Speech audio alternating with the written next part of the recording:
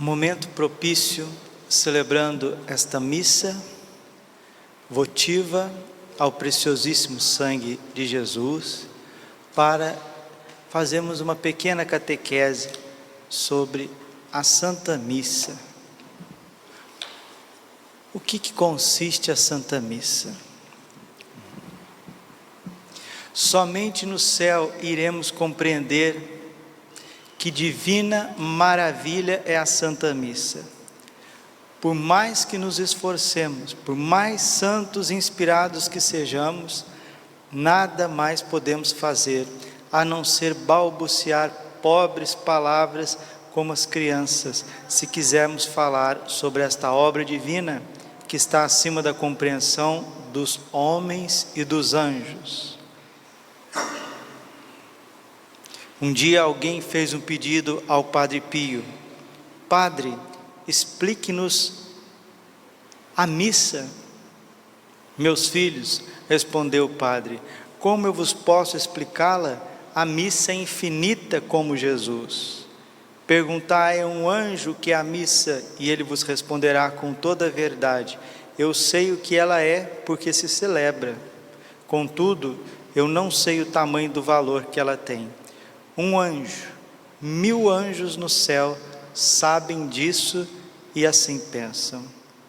Santo Afonso de Ligório chega a afirmar: o próprio Deus não pode fazer que haja uma ação mais santa nem maior do que a celebração da Santa Missa. E por que não? Porque a Santa Missa, pode-se dizer, é a síntese da encarnação, da redenção e da ressurreição. Ela contém em si o nascimento, a paixão, a morte de Jesus por nós. Ensina-nos o Concílio Vaticano II, nosso Senhor e Salvador, na última ceia, na noite que foi entregue, instituiu o sacrifício eucarístico do seu corpo e do seu sangue, no qual perpetrou, através dos séculos, a sua morte e ressurreição. O Papa Pio XII já havia proferido esta admirável sentença: o altar de nossas igrejas não é diferente do altar do Gólgota, pois ele também é um monte encimado por uma cruz e por um crucificado, e é nele que se realiza a reconciliação entre Deus e o homem. Também Santo Tomás de Aquino escreveu estas palavras cheias de luz: tanto vale a celebração da Santa Missa, quanto vale a morte de Jesus na cruz. Por isso dizia São Francisco de Assis: o homem deve tremer, o mundo deve fremir, o céu inteiro deve comover-se, quando sobre o altar, nas mãos do sacerdote, aparece o Filho de Deus. Na realidade, ao renovar o sacrifício da paixão e morte de Jesus, a Santa Missa é um ato tão grande que só ela basta para satisfazer a justiça divina. Toda a cólera e indignação de Deus, afirma Santo Alberto Magno, se desfaz diante desta oferta. Santa Teresa de Jesus dizia às suas filhas: sem a Santa Missa, o que seria de nós? Tudo pereceria, tudo acabaria neste mundo, pois somente ela pode deter o braço da justiça de Deus. Sem a Santa Missa, certamente a igreja não teria durado o que durou, e o mundo já teria perdido o seu rumo. Sem a Santa Missa, a terra já teria sido aniquilada há muito tempo por causa dos pecados dos homens, dizia Santo Afonso. Seria mais fácil que a terra se mantivesse sem o sol do que sem o sacrifício da Santa Missa, sempre repetia isso o Padre Pio, fazendo eco ao que dizia São Leonardo de Porto Maurício: creio que se não fosse a missa, a estas horas o mundo já teria se afundado debaixo do peso das suas iniquidades. É a missa o poderoso sustentáculo que nos conserva. E participar bem da missa, com profunda consciência, é receber graças e mais graças. Os efeitos salutares, pois, que cada sacrifício da missa produz na alma de quem participa, são admiráveis. Obtém o arrependimento e o perdão. As culpas veniais são perdoadas. Diminui a pena temporal devida aos pecados. Desarma o império de Satanás sobre nós e abranda os furores da concupiscência. Reforma os vínculos de nossa incorporação com Cristo. Preserva de perigos e desgraças que nos viriam.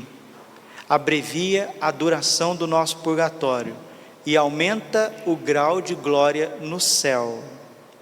Nenhuma língua humana, diz São Lourenço Justiniano, pode contar os favores que nascem como de uma fonte do sacrifício da Santa Missa.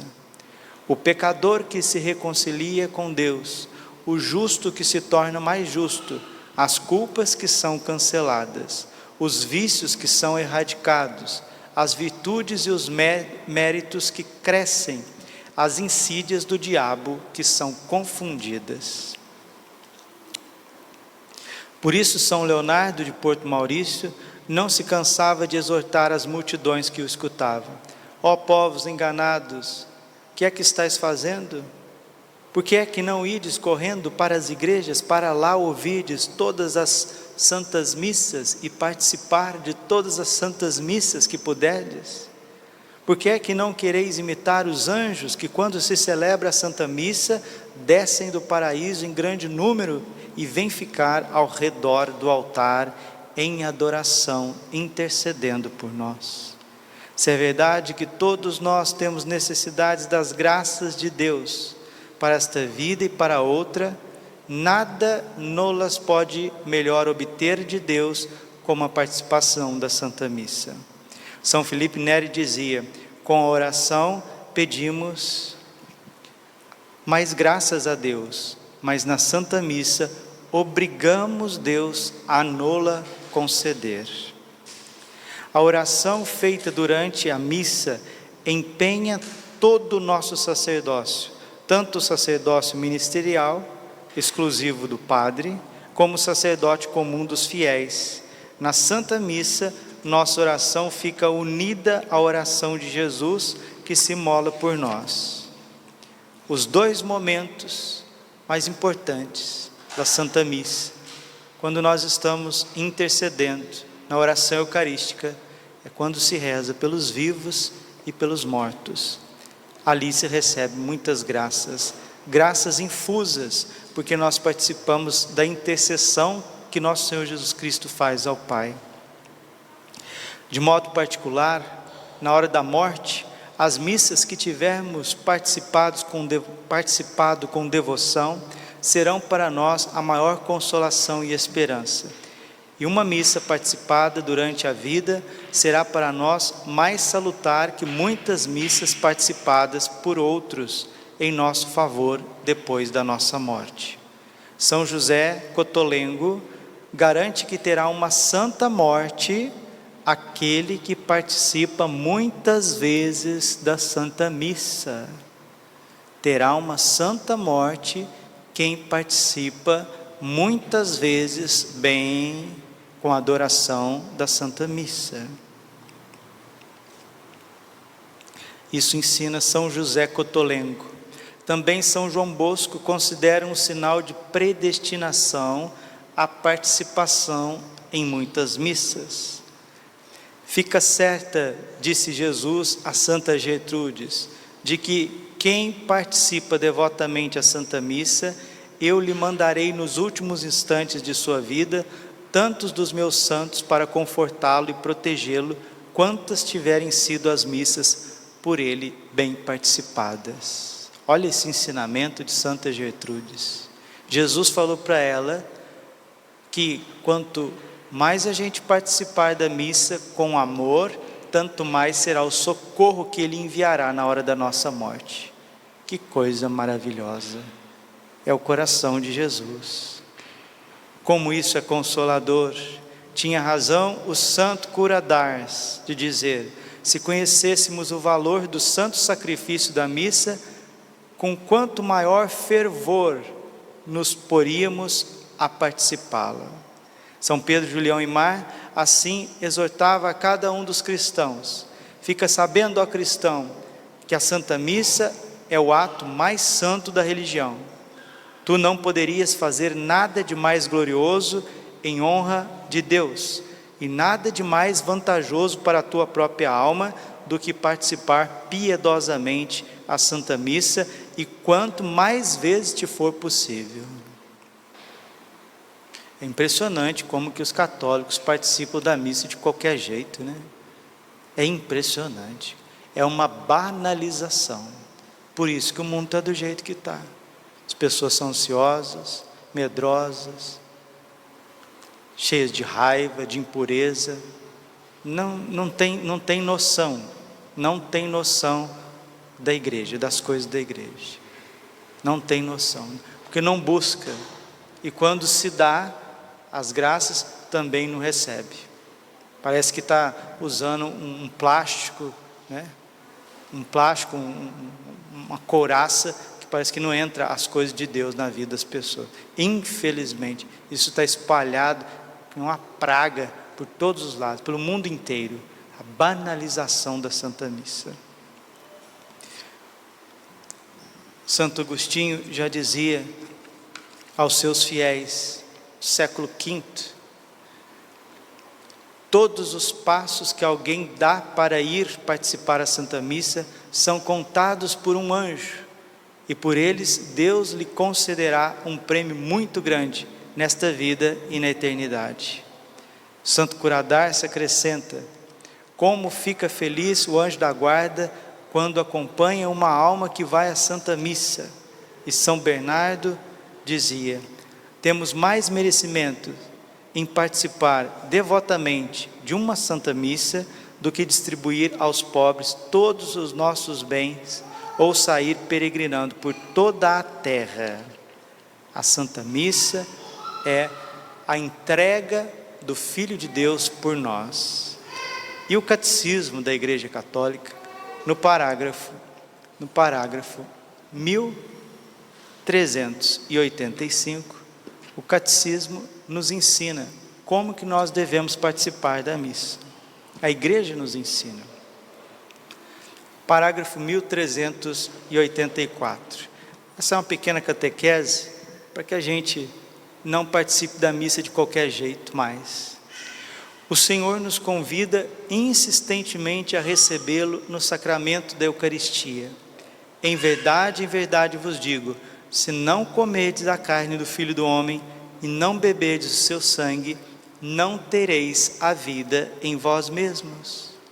João 6,53. Tem gente que não vive sem dinheiro de jeito nenhum, né? Faltou dinheiro, fica doido. Faltou internet, sumiu o celular, nossa, fica maluco, fica doido. Mas sem o corpo e sangue de Cristo vive anos e anos a fio, né? Às vezes é demasiado, não casa, não faz um esforço para casar, não luta e deixa, vai vivendo daquele jeito. Agora que vem pandemia, então, nossa, depois eu confesso, depois eu comungo, e passa ano, sai ano, entra mês, sai mês, entra semana, sai semana, pessoa totalmente indiferente com a presença do corpo e sangue de Jesus. Ou então às vezes vai à missa, comunga em pecado, e a palavra de Deus é muito clara. Em verdade vos digo, se não comerdes a carne do Filho do Homem e não beberdes o seu sangue, não tereis a vida em vós mesmos. Hoje eu fui ao pronto-socorro, na UTI, o que eu vi de jovens acidentados, pessoas que estão tentando suicídio. Por quê? A pessoa vive numa agitação. Esses dias eu fiz uma homilia aqui num domingo sobre papaléguas, né? Papaléguas é que não para um segundo, pessoa agitada, interiormente agitada, porque existe uma preguiça mórbida, a pessoa é preguiçosa, não faz nada, não trabalha, não produz, não lê, não estuda, mas ela é agitada interiormente. Interiormente existe uma agitação também exterior. E o catolicismo está assim, está permeado de agitação, salvaguardando algumas almas mais piedosas, né? Uma meia dúzia que tem por aí, salvaguardando. Mas no geral, misericórdia. Para responder a este convite, devemos preparar-nos para este momento tão grande e tão santo. São Paulo exorta a um exame de consciência. Aqui está o Catecismo da Igreja Católica: todo aquele que comer do pão ou beber do cálice do Senhor indignamente será réu do corpo e do sangue do Senhor. Por conseguinte, que cada um examine a si mesmo antes de comer deste pão e beber deste cálice, pois aquele que come e bebe sem discernir o corpo e o sangue de Jesus, come e bebe a sua própria condenação. 1 Coríntios capítulo 11, versículo 27. Continua o Catecismo da Igreja: quem está consciente de um pecado grave deve receber o sacramento da reconciliação antes de receber a comunhão. Vou repetir com a igreja: quem está consciente de um pecado grave deve receber o sacramento da reconciliação, ou seja, confessar-se antes de receber a comunhão. Quem ensinar alguma coisa diferente do que está na Sagrada Escritura e no Catecismo e nos documentos do Papa, anátema sit, fora, herege, mentira, ensinamento satânico.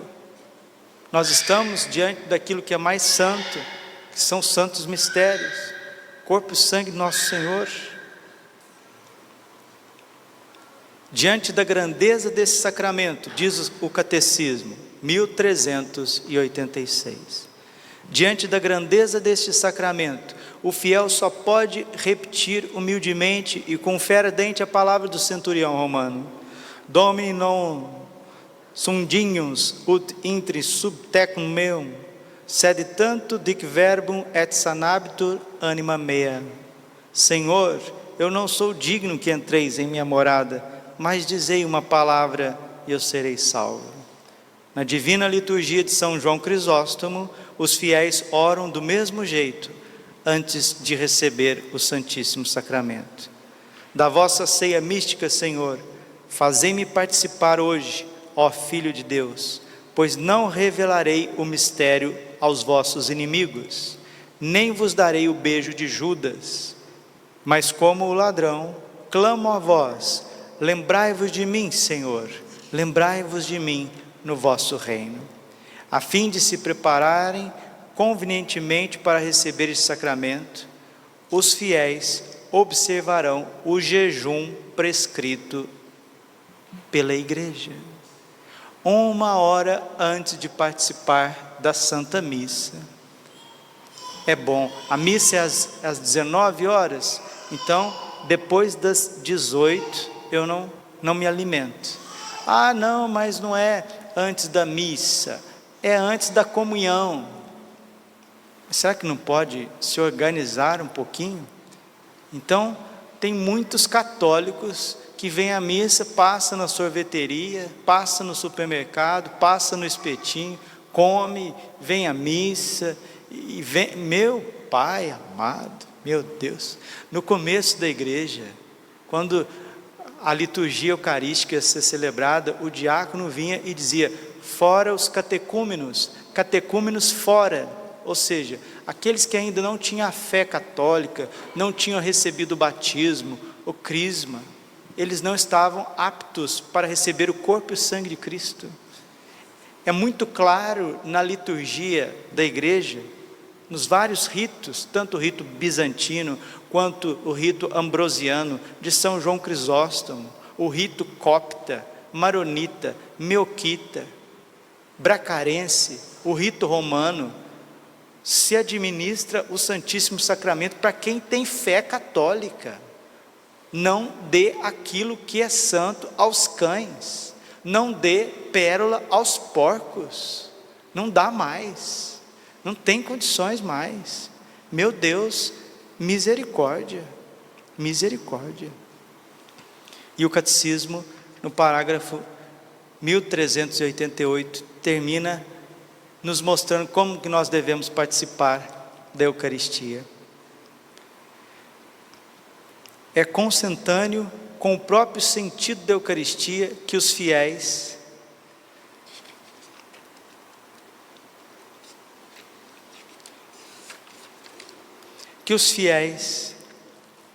se tivessem as disposições requeridas, participando, comunguem quanto participem da missa. Recomenda-se muito aquela participação mais perfeita à missa, pelo qual os fiéis, depois da comunhão do sacerdote, comungam o corpo do Senhor no mesmo sacrifício. A Igreja obriga os fiéis a participar da divina liturgia aos domingos e nos dias festivos, e a receber a Eucaristia pelo menos, para a pessoa não se perder, para a pessoa não se escorregar totalmente no inferno, uma vez por ano. Mas recomenda vivamente aos fiéis que recebam a Santa Eucaristia nos domingos e dias festivos, ou ainda com a maior frequência possível, até todos os dias, É assim que a Igreja nos coloca nesse mistério pascal. E nós precisamos pedir esta graça para que Deus nos dê cada vez mais um coração adorador. O catecismo fala também de participar de forma digna, da forma de se vestir. Eu gosto de vir à missa de bermudas, os homens virem à missa de bermudas, vir à missa de shorts, né? com roupas curtas, roupas coladas no corpo. Olha, meu Deus do céu, olha, tem que criar a questão de bom senso, né?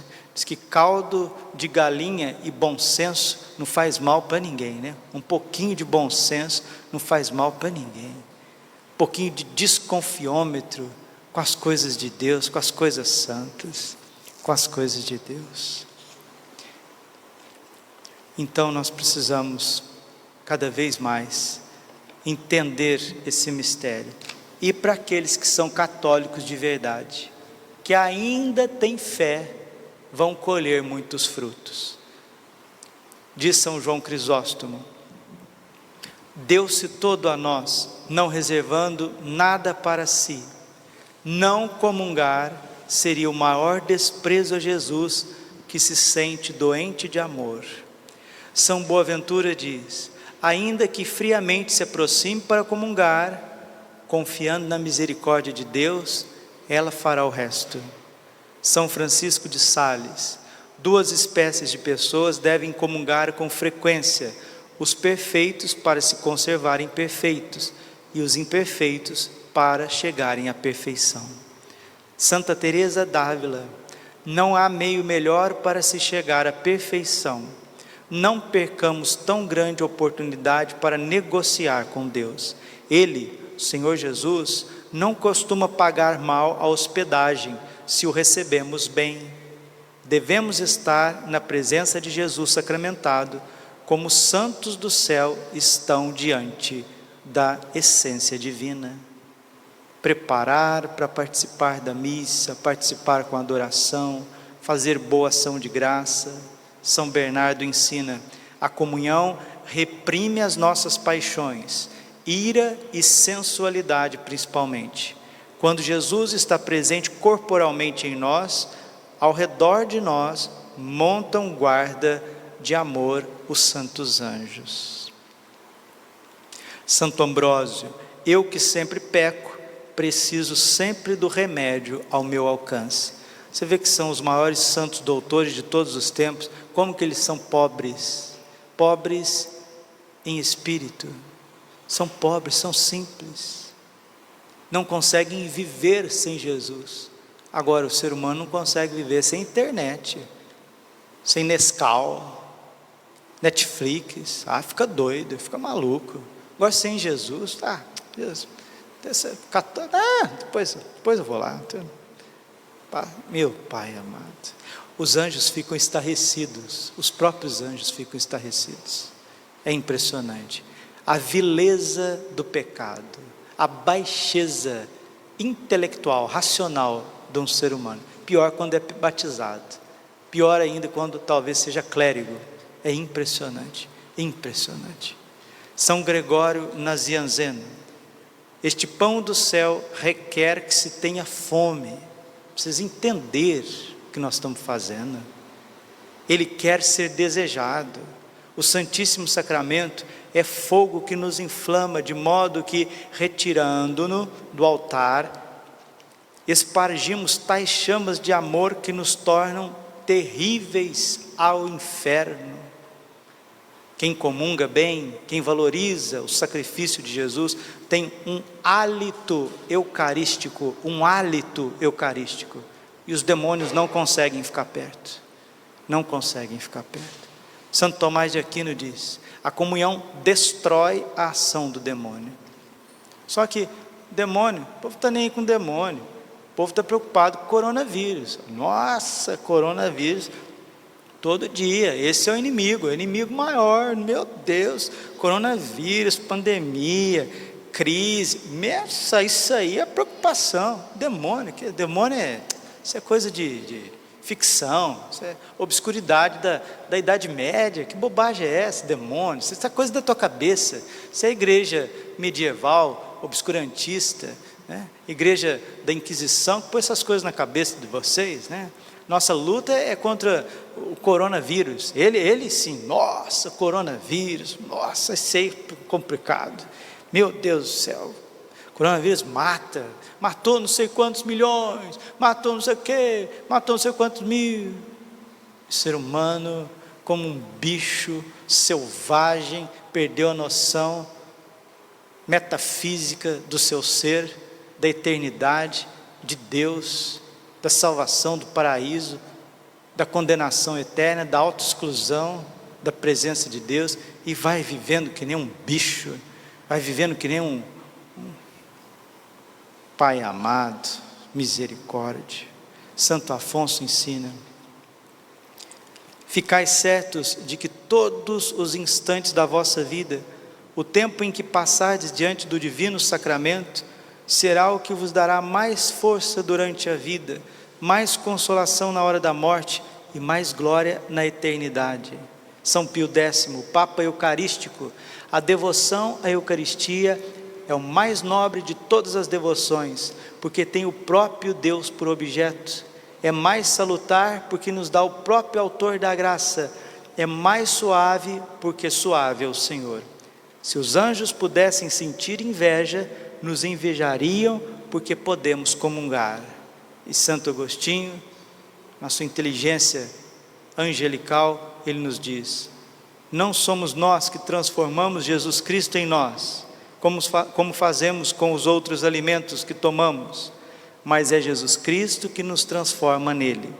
Sendo Deus onipotente, não pôde dar mais; sendo sapientíssimo, não soube dar mais; e sendo riquíssimo, não teve mais o que dar.